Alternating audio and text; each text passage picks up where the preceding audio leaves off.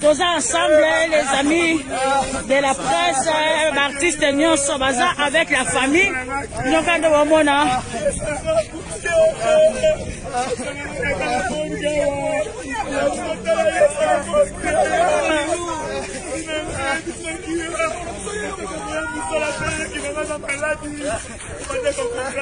juste la famille de Mirae Sahar, son grand frère biologique.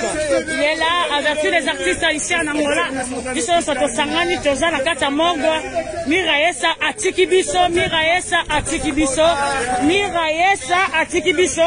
Mirae Sahar, Azaï soutenir, Mirae Sahar ne plus, Mirae Sahar, Atikibiso.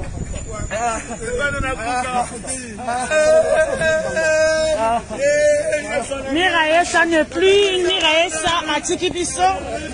Donc on est, on dirait qu'il y a morgue, oui, on dirait de la morgue de Sanator.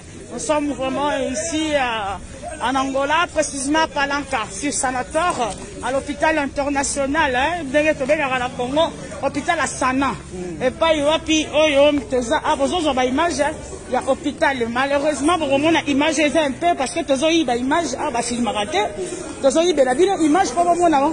On peut s'abîmer pour filmer que Mirae Sahar a Tigibiso. Donc, tu as tous les artistes et comédiens, les amis de la presse, tu as vraiment les bomoni bandegonos, bien la présentation qui vient. Donc, vous allez la brancher. Tu as que nous la semaine au Bali, oh, ya bomi si Mirae Sahar. On est là. Donc, il y a trop bomé dans ma boko. Comment vous avez fait la yel sabat tout à boya ba comédien ba consanandeni. Elle a sens hein.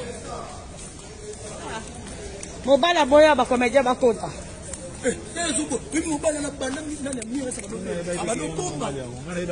Lobi ba ticho ba ye ya ba internet ya boya ba kota. Na yebi ye l'élection na ye. Azawana. Amega solo changu. Na mobek kana lokala na. Oui. Oui. Oui.